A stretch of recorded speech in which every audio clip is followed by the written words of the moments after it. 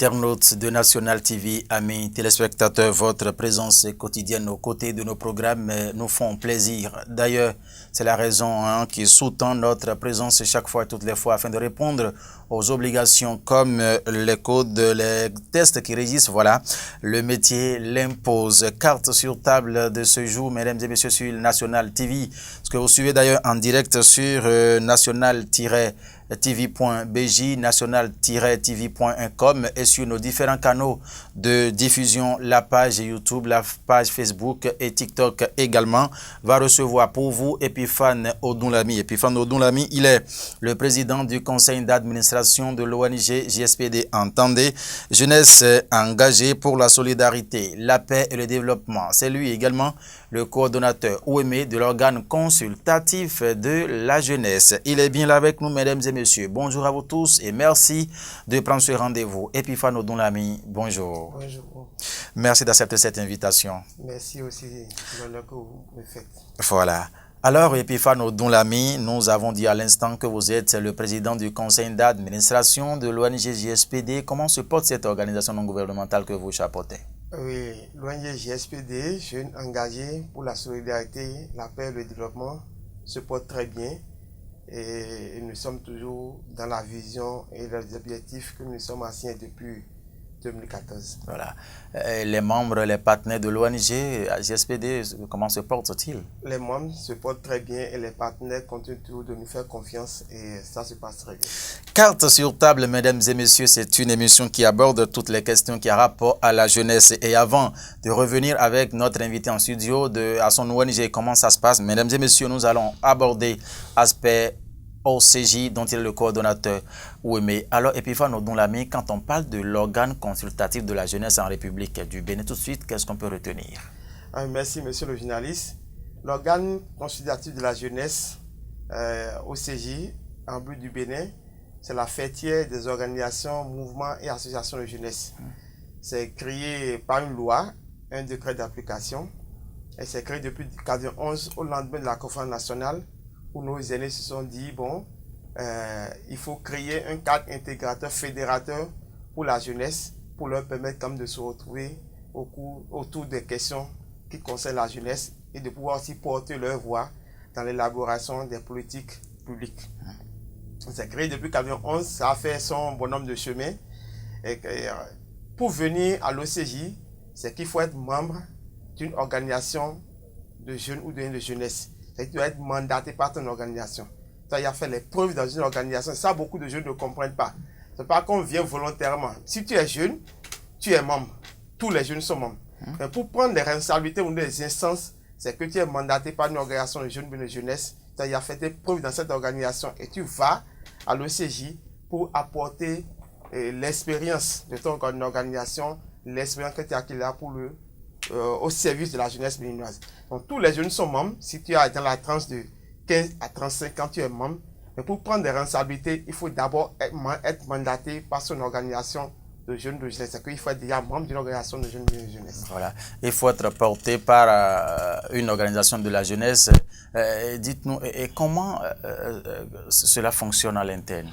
Le fonctionnement, c'est qu'au niveau, nous avons des structures au niveau arrondissement pour les villages à statut particulier et au niveau des autres communes, nous avons des bureaux au niveau communal. Les organisations de jeunes ou bien de jeunesse affiliées à l'OCI se retrouvent pour élire un bureau d'arrondissement ou bien un bureau communal. Les présidents au niveau arrondissement ou bien au niveau communal se retrouvent au niveau départemental pour mettre en place une coordination. Il y a un coordinateur et 2 adjoints. Et tous les présidents des communes se retrouvent au niveau national, à l'âge niveau national, pour mettre en place le bureau national. Tous les coordinateurs sont membres du conseil d'administration. Donc le président du conseil d'administration doit être nécessairement également un coordinateur d'un département. Donc voilà un peu la structuration.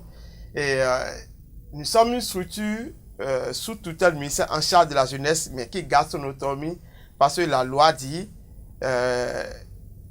malgré que l'institution est sous la tête du ministère en charge de la jeunesse, l'institution a son autonomie. C'est pour éviter un peu l'ingérence du politique dans les renouvellements, tout ça, pour permettre vraiment aux jeunes de se retrouver, pour que on ne pense pas que c'est un organe politique, mais un organe qui puisse exister au-delà de tous les gouvernements, qui peut être toujours resté en place. OCJ, est-ce que c'est seulement au Bénin que cet organe se retrouve? Non, l'OCJ n'est pas seulement au Bénin. Les autres pays ont adopté le Conseil national de la jeunesse. C'est en 2006, l'Union africaine, à la conférence des chefs d'État, a recommandé que chaque pays mette en place une institution qui puisse permettre aux jeunes de se retrouver. Et le Bénin a été même pris comme un exemple, puisque le Bénin a démarré depuis 1991. Et chez nous, c'est une loi. Pendant qu'au niveau des autres pays, c'est le ministre en charge de la jeunesse qui prend un décret pour mettre, donc à tout moment, le ministre peut retirer le dépôt. Donc, c'est un peu la situation des autres pays. Mais nous, là, comme nous avons une base juridique, pour faire ça, il faut d'abord retenir l'Assemblée, abroger la loi. Donc, ça, c'est une force juridique pour l'institution au niveau du Bénin. Et au niveau africain, nous avons l'UPJ, qui est l'Union panafricaine de la jeunesse. Actuellement, c'est un Nigérien qui est le président. Et il travaille avec la commission jeunesse de l'Union africaine. Il y a l'UPJ qui est la fêtière des conseils de jeunesse, mais aussi de tous les pays. Et au niveau mondial également, il y a l'Union mondiale de la jeunesse. Donc, c'est une structure qui existe dans chaque pays jusqu'au niveau international. Donc, c'est vraiment représentatif de la jeunesse. Mais nous, jeunes, et beaucoup de jeunes pensent que c'est un type politique et beaucoup de jeunes ne s'engagent pas trop. C'est un peu le problème au niveau du Bénin. Quand tu prends d'autres pays, c'est vraiment fonctionnel. Mais nous, au niveau du Bénin, d'autres disent, bon, c'est un type politique, moi, je ne vais pas m'engager, chacun.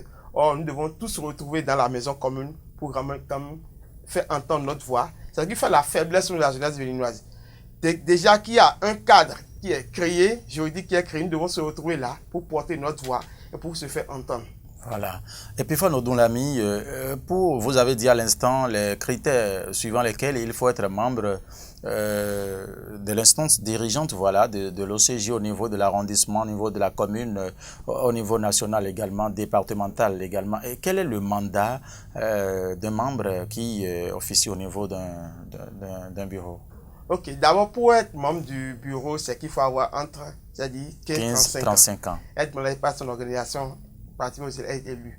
Mais c'est un mandat de 3 ans renouvelable. Renouvelable. Tant que tu es dans la tranche d'âge, tu peux toujours être porté dans les instances. Mais il faut dire que depuis un certain temps au niveau du Bénin, il y a une léthargie au niveau du renouvellement des instances. Ça, partout, les jeunes se retrouvent, c'est normal qu'il y ait des bruits, qu'il y a des dysfonctionnements. Et en 2019, on devait renouveler les instances. Et il y a eu un peu de tension, tout ça. Et là, le ministère a pris ses responsabilités que nous saluons tous, puisque moi-même, j'étais d'accord en ce temps pour calmer les choses, qu'on puisse suspendre les élections d'abord. Donc, le ministère a rencontré tout le monde. Et le ministre en charge de la jeunesse, Oswald Meki, a rencontré tous les membres du conseil d'administration, tous les membres du bureau exécutif, les petits frères protagonistes, parce qu'il y avait 2 listes au niveau national. Puis le problème était vraiment au niveau national. Dans les communes, il n'y avait pas de problème. Pour dire, savoir comment on va faire. Mais c'était vraiment, la situation est vraiment tendue. Et pour calmer le ministère a pris la décision de suspendre les élections jusqu'à nouvel ordre. Donc, nous sommes dans cette situation actuellement. Il faut rappeler que l'institution n'est pas dissoute, mais c'est les élections qui sont suspendues jusqu'à nouvel ordre.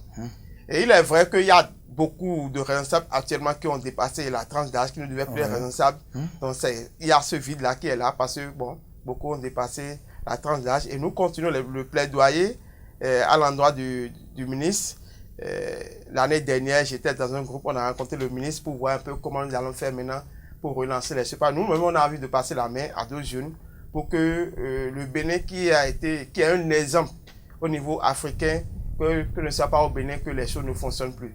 Et nous avons perdu énormément, même si au niveau local ici, mais au niveau international. Parce qu'aujourd'hui, les partenaires ne voient plus l'interface de la jeunesse. On ne peut pas travailler avec tout le monde.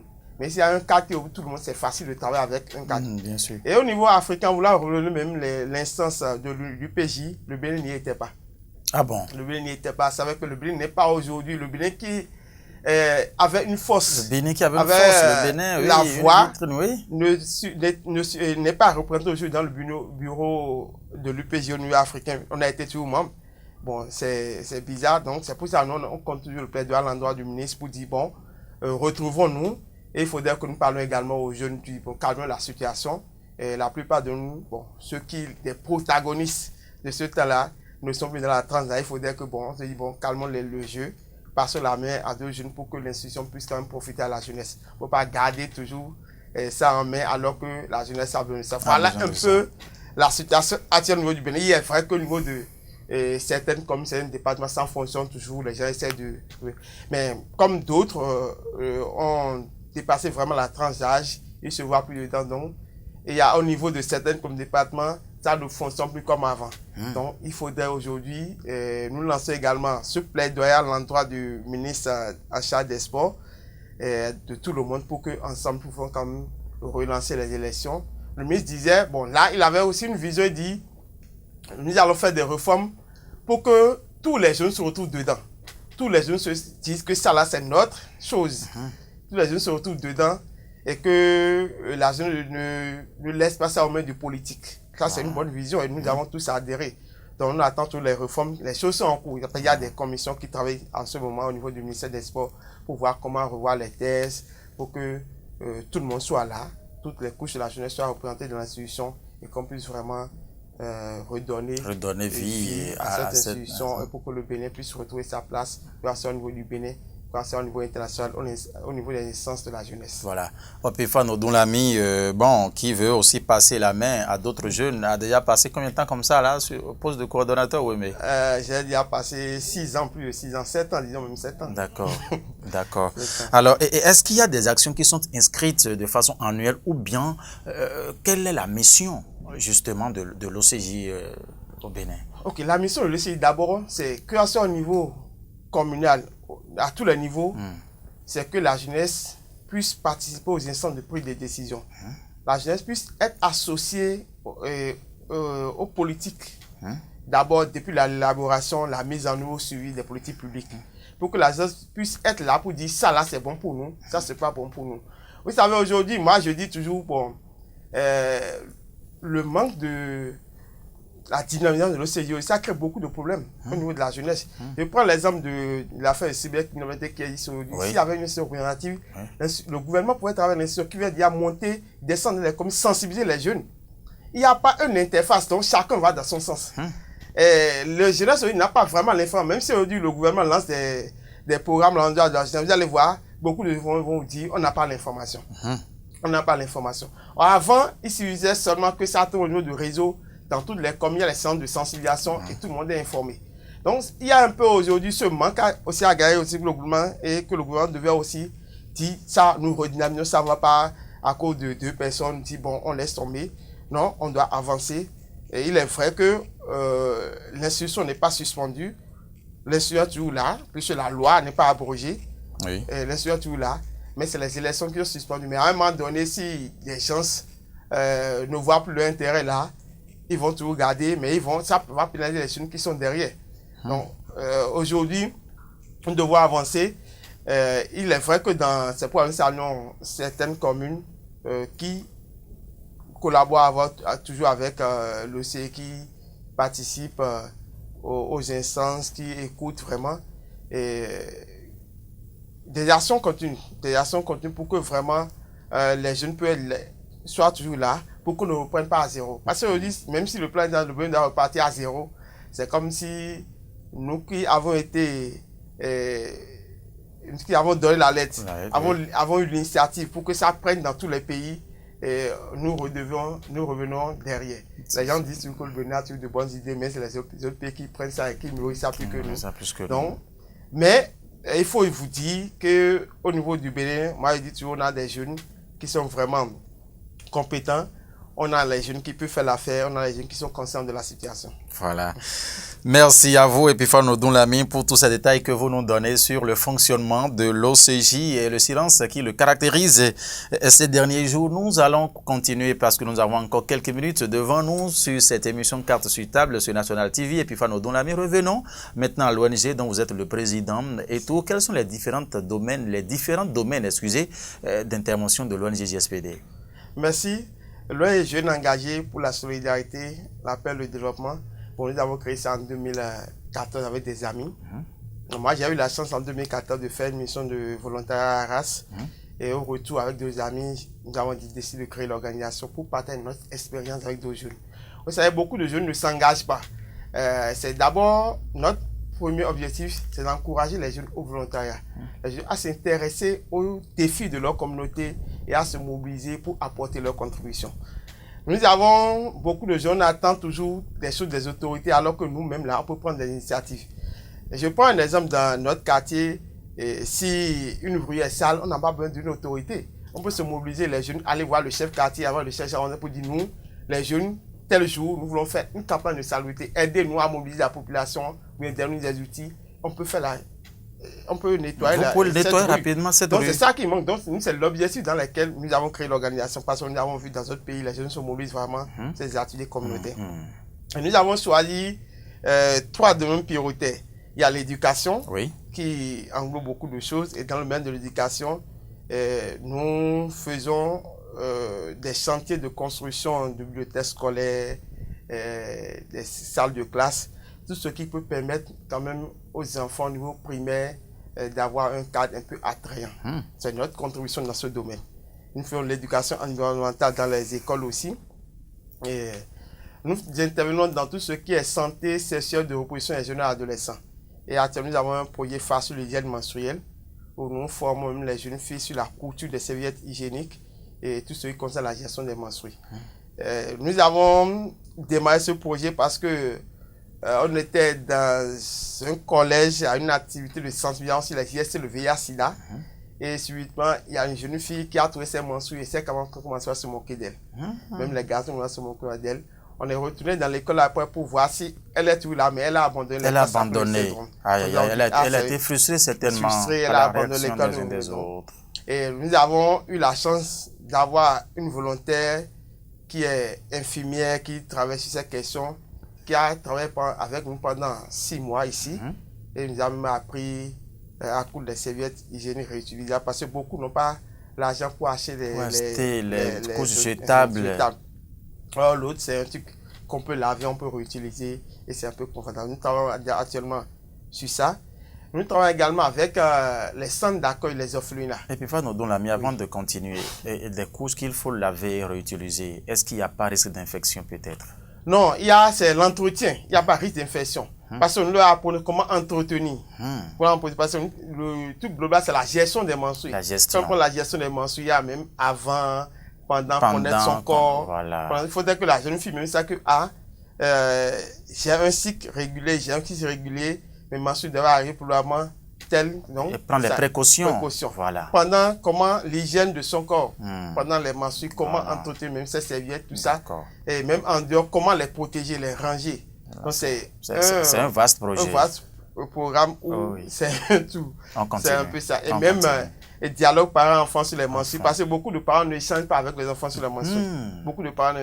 Là, ils veulent dire, nous, on a eu témoignage d'une fille qui nous a dit, lorsqu'elle a eu ses premières menstrues, elle avait même peur. Elle est allée chez sa maman au marché. Et quand la maman l'a vue en même temps, en plein marché, le maman se dit, vous voyez mon enfant, elle a dit à grande si quelqu'un la touche. En même temps, au marché. Au marché. Et la fille espace public. La fille, il y avait déjà honte à l'école. À l'école. Mais sa maman l'a amenée au marché, au milieu du marché. Elle l'expose encore. Elle l'expose encore. Et la fille a dit, ça là, c'est que, et après, la maman dit, prends le slip là, tu vois comment c'est blanc là, ça doit toujours rester comme ça. Donc la fille, ça a coupé en même temps le dialogue entre la fille et sa maman. La fille n'a même plus le courage de demander quel que soit ce qui est la sexualité. Elle a quand pas demandé aux amis, tout ça, mais elle est tombée enceinte. Voilà. Elle est tombée enceinte de façon précoce. Il faut prendre conseil partout là. Précoce. Aussi, maman l'a appelée pour dire, ah, ma fille, voilà. Elle a même dit, sa maman lui a dit, tu ne dois plus toucher, un garçon ne doit plus te toucher, tu ne dois plus toucher un garçon. En classe, elle a changé de classe, de place. Elle a s'asseoir derrière. Donc, ça a été un truc tellement difficile pour elle. Ça a coupé un peu le pas là qu'on va chercher. Comment elle va me gérer seule, tout ça là. Et elle est tombée dans le piège d'une grossesse précoce. C'est compliqué. Donc c'est un peu ça, nous on intervient dans ce domaine. Dieu vous aide à y arriver. Amen. Voilà un peu de façon générale. Mais nous intervenons également sur le domaine du volontariat. Voilà. Non, vous étiez en train de parler de vos interventions dans les orphelinats. Dans les orphelinats, voilà. Merci. Dans les orphelinats, beaucoup d'orphelinats aujourd'hui n'ont pas le personnel. Ils ont envie de faire. Mais nous, on a dit, bon, nous, on ne va pas créer, mais on va intervenir dans ce domaine. Donc, nos volontaires, nous avons des volontaires qui mettent en place des activités socio-éducatives pour ces jeunes. Voilà. Donc, nous recevons des volontaires qui arrivent de l'extérieur de la France, de la Belgique, un peu des spécialistes, même des sociologues, des éducateurs spécialisés qui arrivent pendant des séjours d'1 mois, 2 mois, 6 mois, qui font des orphelinats pour accompagner le personnel et mettre en place des activités socio-éducatives pour ces enfants. Nous travaillons avec plein d'orphelinats dans le département de Lomé ici. Nous apportons également des appuis en vivres et en vêtements pour ces orphelins. Voilà un peu ce que nous faisons toujours dans le domaine de l'éducation. Tout ça dans l'assistance, là, nous mettons dans le domaine de l'éducation. Voilà un peu ce que nous faisons avec les orphelinats, dont nos volontaires aussi participent à ces activités. Et nous avons une bibliothèque à l'école primaire de Ranao que nous avons construite en 2019. Oui. Parce qu'en ce temps, nous intervenons un peu avec une bibliothèque à Amené-Dionou. Nous avons vu que les enfants de ces zones allaient jusque là-bas pour avoir ça à la bibliothèque. Oui. Donc avec des partenaires, nous avons dit qu'il faut créer une bibliothèque là. On a créé une bibliothèque là qui reçoit les enfants tous les mercredis après-midi et les samedis. Mais pendant les congés, les vacances, les enfants sont là tous les jours. Voilà. Il y a diverses activités de lecture. Nous avons même des échanges scolaires avec les enfants de la bibliothèque et les enfants des autres bibliothèques en France pour les encourager un peu à la solidarité, pour voir un peu comment ça se passe là-bas, et le genre, l'environnement, l'éducation, tout ça. Donc c'est les thèmes autour desquels nous retrouvons, nous regroupons les enfants. Et ces bibliothèques-là, comment vous arrivez à les documenter? Bon, la bibliothèque, au début, on a reçu l'appui d'un partenaire pour les livres. Il y a des personnes de bonne volonté aussi qui nous accompagnent, qui nous envoient des livres. Et il y a d'autres organisations partenaires en France qui nous appuient. Donc voilà, comme ça, on arrive à documenter les livres de cette bibliothèque. Donc ceux qui animent la bibliothèque, c'est les bénévoles de l'association, c'est des stagiaires, c'est les bénévoles qui arrivent également de l'extérieur. Voilà ceux qui animent la bibliothèque. Voilà. Alors, pour le dernier virage de cette émission, quelle est la relation de l'ONG JSPD avec ses partenaires, puisque entre-temps, on était à vos côtés, quand il y a une délégation, forte délégation du Canada qui était à vos côtés et tout. Quelle est la relation aujourd'hui avec les partenaires? Ok, la relation, en fait, les volontaires qui arrivent chez nous, nous gardons toujours le contact avec ces volontaires qui disent ce que vous faites, c'est bon. Et dès que moi je retourne, je peux mobiliser d'autres partenaires pour accompagner les activités. C'est là où nous avons l'organisation Fouchette de l'Espoir qui nous accompagne sur beaucoup de choses. Nous avons la plateforme de solidarité. Vous avez même reçu des volontaires qui étaient ici dans le programme Go. Nous avons beaucoup de partenaires comme ça. Nous avons l'UFCV qui est aujourd'hui accueille aussi nos jeunes volontaires. Nous avons actuellement une jeune volontaire à mission ici qui doit faire 1 an, qui est dans un centre là-bas. Ah bon? Et elle a une mission de service civique et ça a créé même le lien de connexion avec. Moi, j'étais pour 2 mois, cette année, janvier, en février, j'étais là-bas, en France, où on a rencontré les partenaires. On a vu un peu les structures qui accueillent nos jeunes, puisqu'il y a 2 jeunes qui doivent partir d'ici octobre prochain. Donc, ça crée également une interculturalité, où les jeunes peuvent partir aussi faire l'expérience. Nous accueillons des volontaires. Mais aujourd'hui, la possibilité existe pour les organisations qui accueillent de donner la chance aux jeunes béninois d'aller faire aussi la même expérience. D'accord. De pouvoir contribuer au développement de notre pays. Parce qu'ils sont mobilisés. C'est un programme qui mobilise les jeunes sur la réalisation des ODD, les objectifs de développement durable. Donc chaque jeune peut dire, moi aujourd'hui là, je veux intervenir dans l'environnement, je veux intervenir dans l'éducation, mais quelles sont les actions que je dois mener pour l'atteinte des ODD? Voilà un peu. Voilà. Alors, pour finir, quels sont les critères de participation quand on veut appartenir à l'ONG JSPD, prendre part à ce volontariat? Quels sont est-ce qu'il y a des critères spécifiques? Ok, il n'y a pas de pour, parce que tout âge, on peut être volontaire.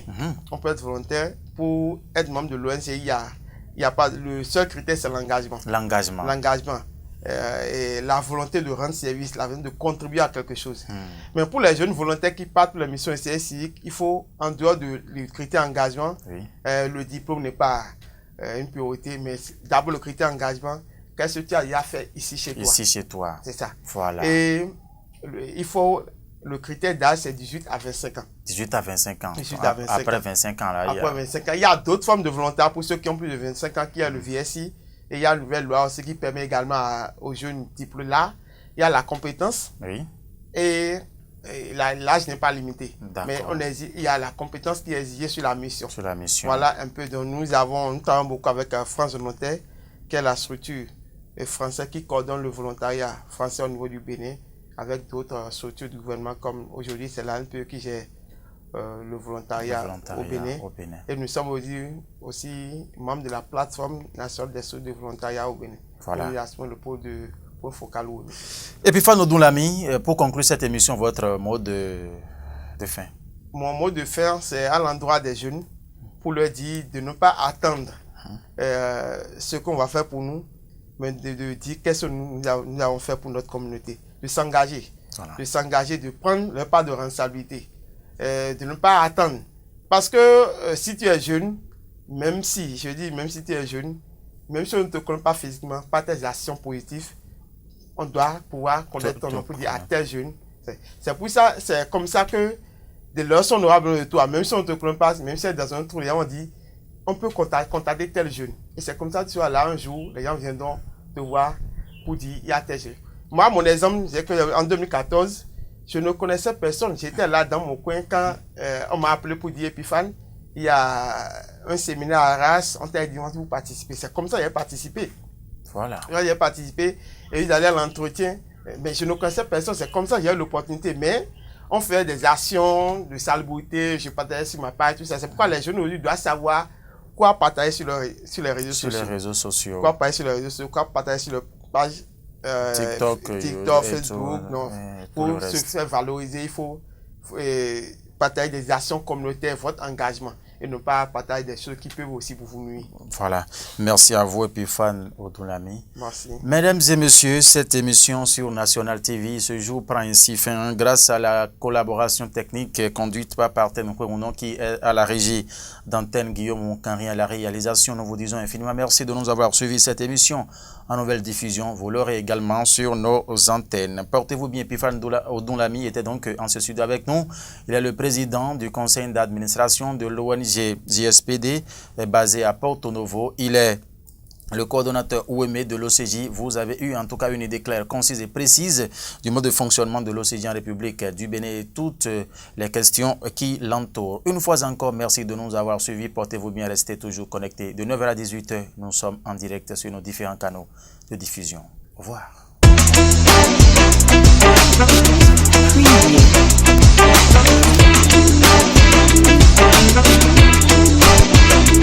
Preview.